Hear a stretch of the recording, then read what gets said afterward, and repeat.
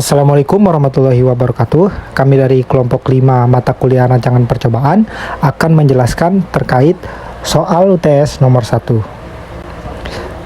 Di sini terdapat anggota kelompok 5 yaitu Indi Rizky Pahrani, Jihan Melani, Narasa Gita, Luh Adira Auretikan Dayun, dan yang terakhir M. Syahrul. Kemudian ini soalnya. Dari hasil penelitian mengenai pengaruh pencucian dan pembangunan kelebihan kelembapan dengan cara melap atau menyemprotkan udara terhadap kandungan asam askorbat pada tanaman turnip green, diperoleh data dalam miligram per 100 gram bobot kering sebagai berikut. Untuk data-datanya dapat dilihat pada tabel yang tertera di slide. Kemudian pertanyaannya, buatlah kesimpulan ANOVA. Di sini ada solusi. Untuk mendapatkan kesimpulan ANOVA dari permasalahan di atas dapat dilakukan menggunakan RKL atau rancangan acak kelompok lengkap. Untuk hipotesis RKL terdapat dua hipotesis, yaitu untuk melihat pengaruh perlakuan dan untuk melihat pengaruh kelompok. Untuk melihat pengaruh perlakuan terhadap respon, terdapat dua hipotesis, yaitu hipotesis 0 dan hipotesis alternatif, di mana hipotesis 0 atau H0-nya yaitu tau sama dengan 0, yang artinya tidak terdapat pengaruh pemberian perlakuan terhadap respon, dengan H1 atau hipotesis alternatifnya yaitu tau tidak sama dengan 0, yang artinya terdapat minimal satu perlakuan yang berpengaruh terhadap respon.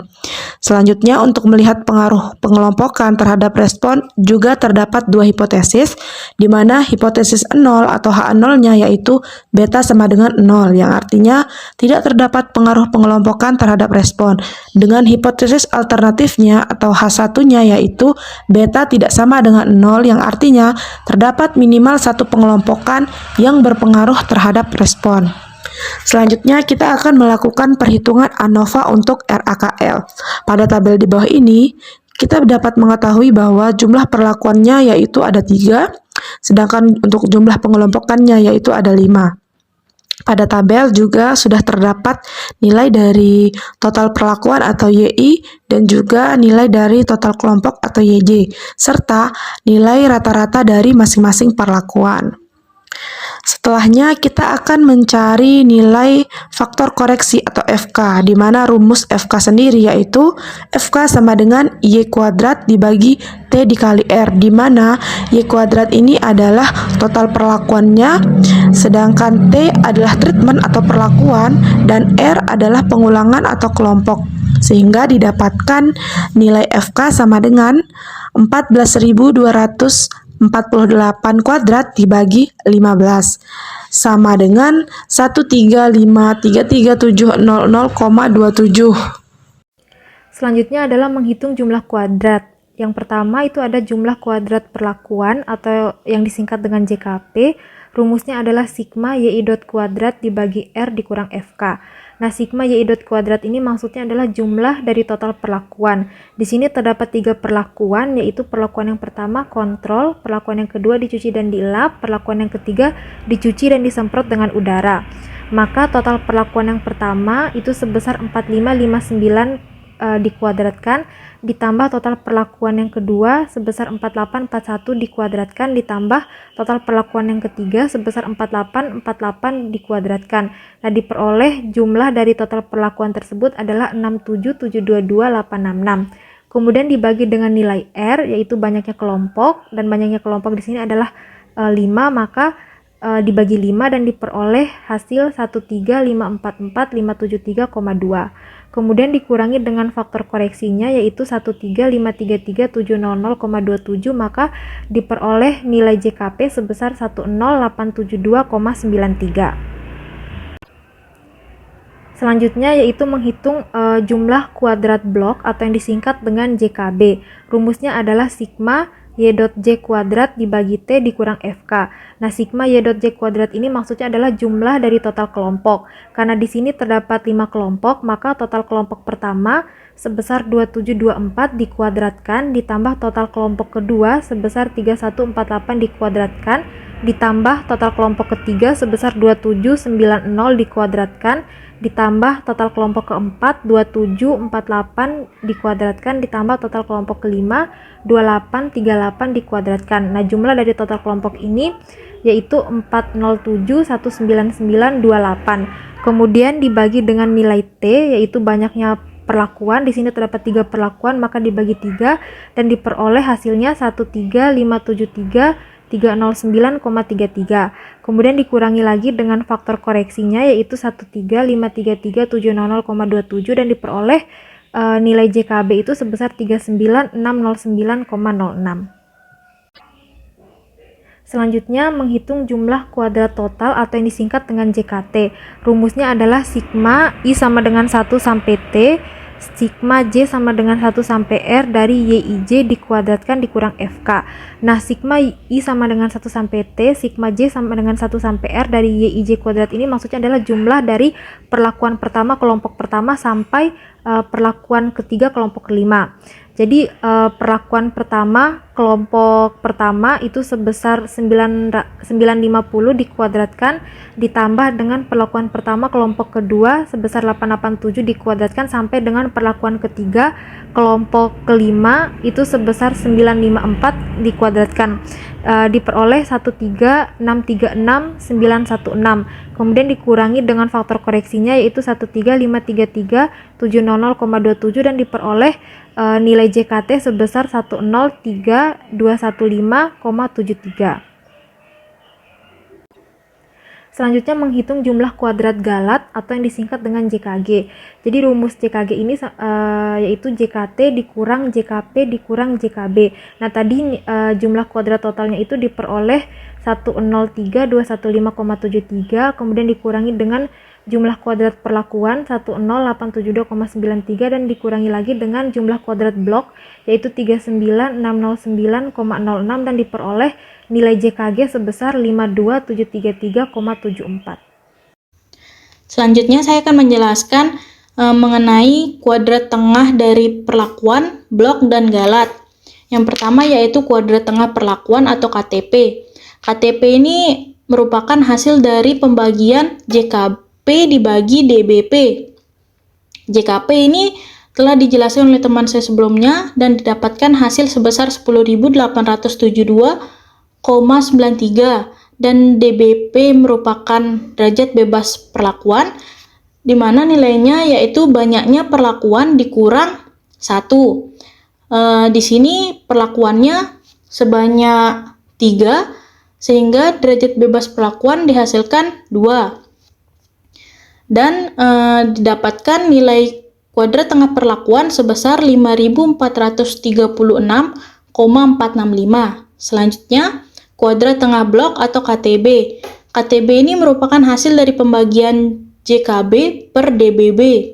JKB ini sudah dijelaskan oleh teman saya sebelumnya juga dan didapatkan hasil sebesar 39.609,06 dan DBB merupakan derajat bebas blok di mana nilainya yaitu banyaknya pengulangan dikurang 1. Dan di sini pengulangannya sebanyak 5 dan dihasilkan DBB sebesar 4.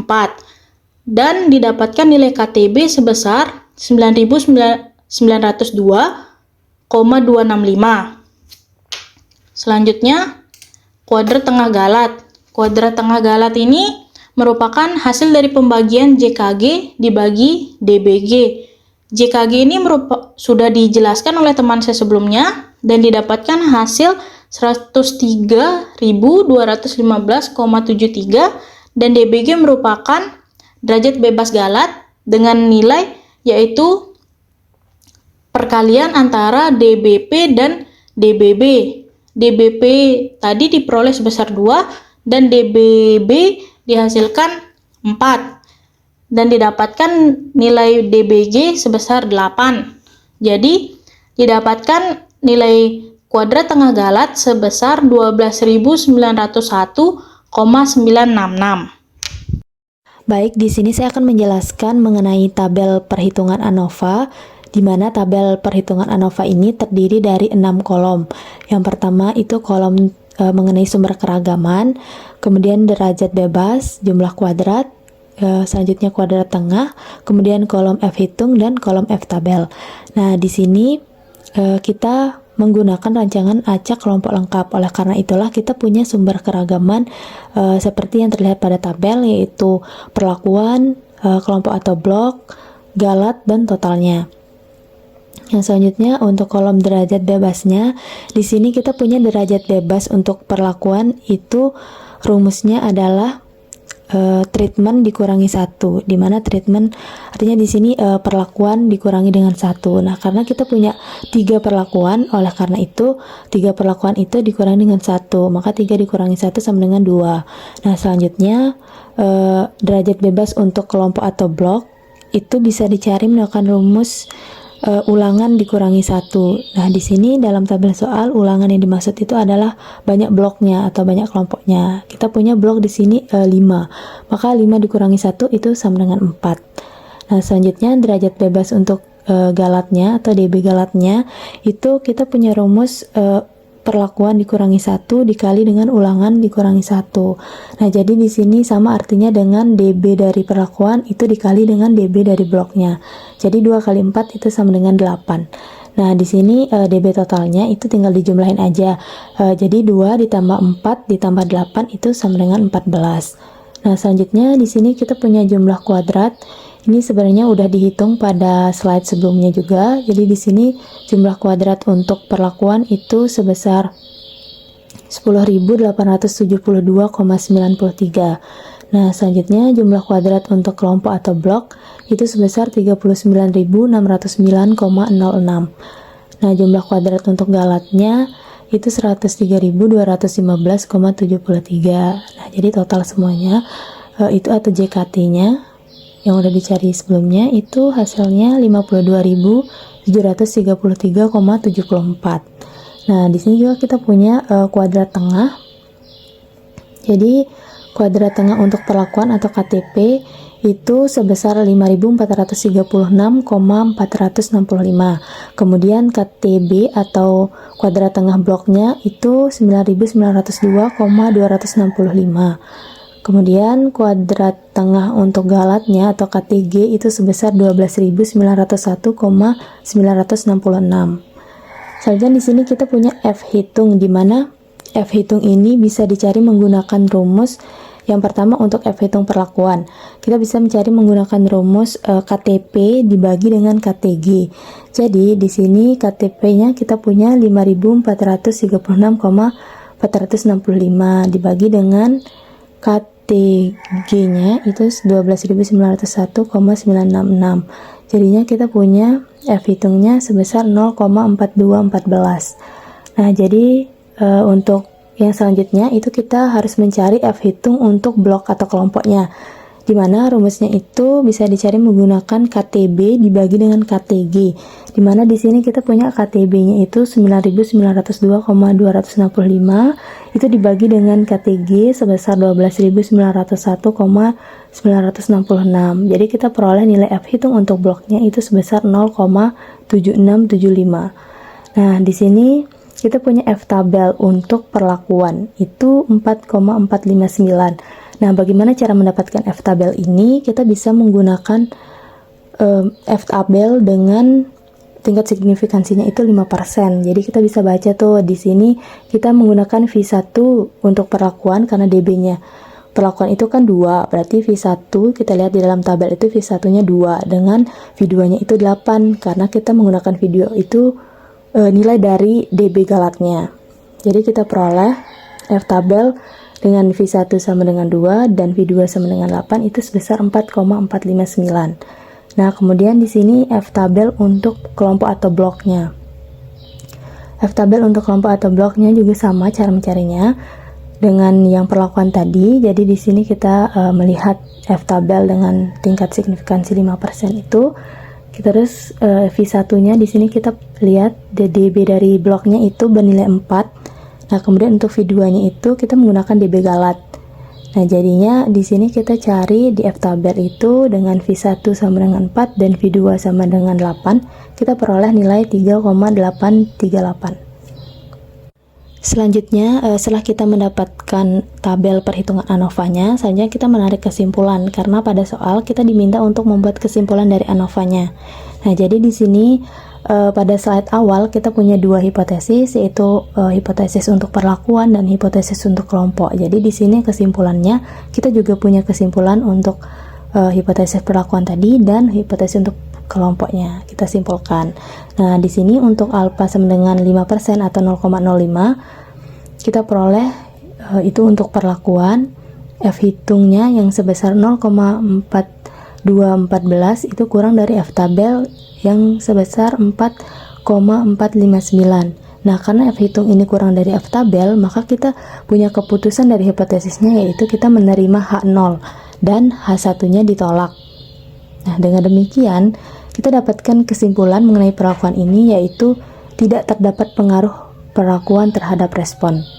Nah, selanjutnya untuk kelompok itu kita punya F hitung 0,7675 itu kurang dari F tabel yang sebesar 3,838.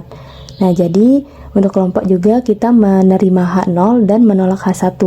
Jadi kita peroleh kesimpulan untuk kelompok ini, yaitu tidak terdapat pengaruh kelompok terhadap respon. Kemudian di mana di sini perlakuan yang dimaksud itu yang kontrol dicuci dan dilap, dicuci dan disemprot dengan udara. Kemudian yang kelompoknya itu kelompok 1, 2, 3, 4, 5. Nah, kemudian di sini responnya itu terhadap kandungan asam askorbat pada tanaman turnip green itu merupakan responnya. Ya, sekian presentasi dari kelompok kami. Kurang lebihnya kami mohon maaf. Terima kasih. Assalamualaikum warahmatullahi wabarakatuh.